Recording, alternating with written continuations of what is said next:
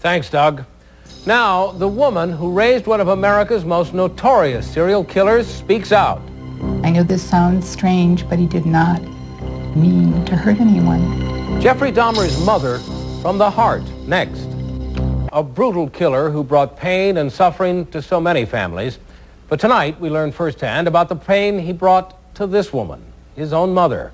Imagine her anguish upon learning what her son had done. Diane Diamond has the exclusive interview. You know, Barry, when I told people I was going to interview Joyce Dahmer, many of them visibly cringed and wondered what in the world she could possibly have to say. Well, I'll tell you, she is a remarkable woman, an educated woman with a master's degree in counseling. Joyce Dahmer has been to hell and back, and what she has to say will probably surprise you.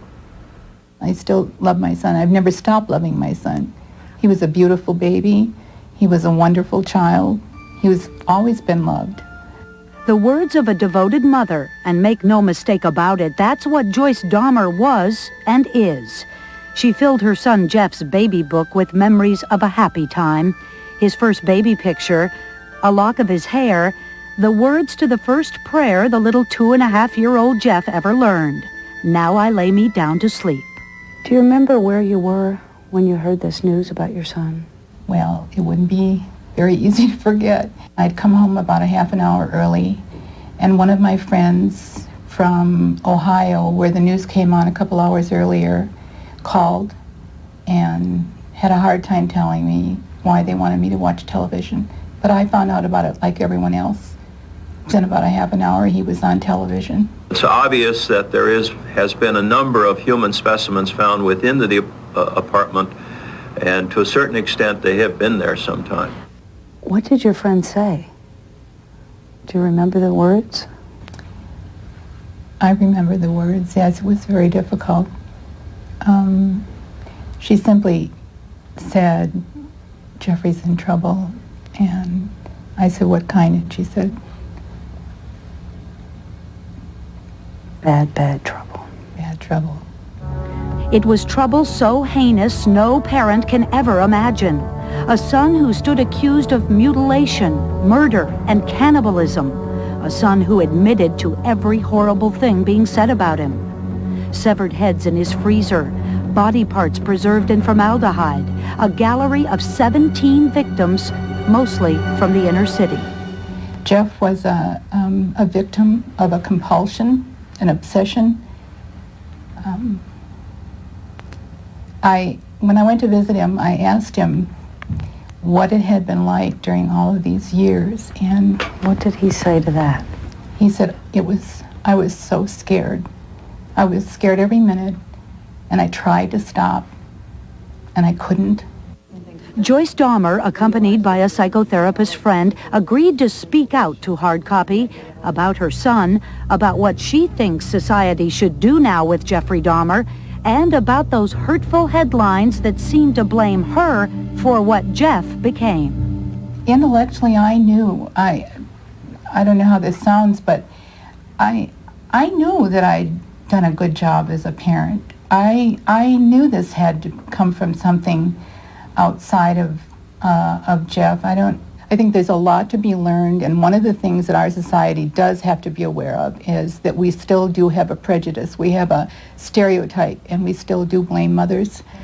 Dr. Angela Brown Miller has studied the phenomenon of what happens to the parents of killers. She and Joyce are now planning a book to counter this one written by Jeff's father, in which he searches endlessly for clues to Jeff's obsession. Dr. Brown Miller says without further study, there just is no answer. We do not have an explanation for Jeff's behavior. In the absence of an explanation for anything, we get scared. We're afraid of unknowns. So we go for prefabricated answers, such as the parents and especially the moms.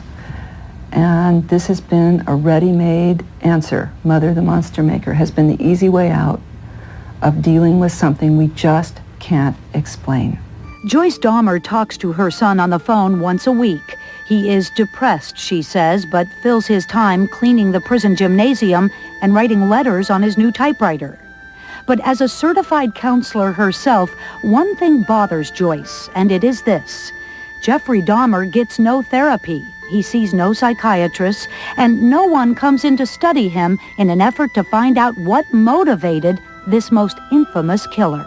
Something needs to be learned from this, and I think Jeff is intelligent enough that if he gets some help, he might be able to help people. I'm not talking about that Jeff will ever be out of prison again.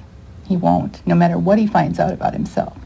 But I think he has a right as a human being. He's not a monster, he's a human being. And I think he deserves some help. Joyce was working as a counselor for AIDS patients when the news about Jeff broke. Her co-workers were all very supportive, she says. But then she got a new boss, and she realized her life had changed forever. I experienced on the job having an employer tell me to take Jeff's picture off my desk, to that I would no longer be allowed to represent the company in the public, that I'd sort of become the elephant in the living room, just little kind of insidious kinds of things, and no matter how well prepared you might be, they do play on your emotions and how you feel about yourself. And so, not long ago, Jeffrey Dahmer's mother, under a cloud of her firstborn son's sins, tried to take her own life. She says the pain and the depression was just too much.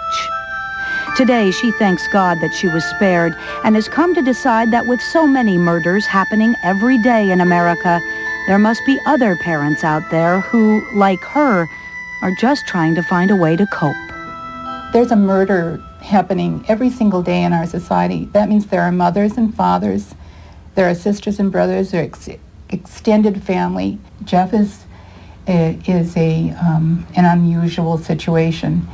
And my concern is that as bad as it is for me, it's got to be that bad for other parents. And maybe there's something I can do. Joyce is still very fragile, still recovering from her suicide attempt. But her goal is to set up some sort of support group for parents of killers, maybe an 800 hotline. And of course, there's her book.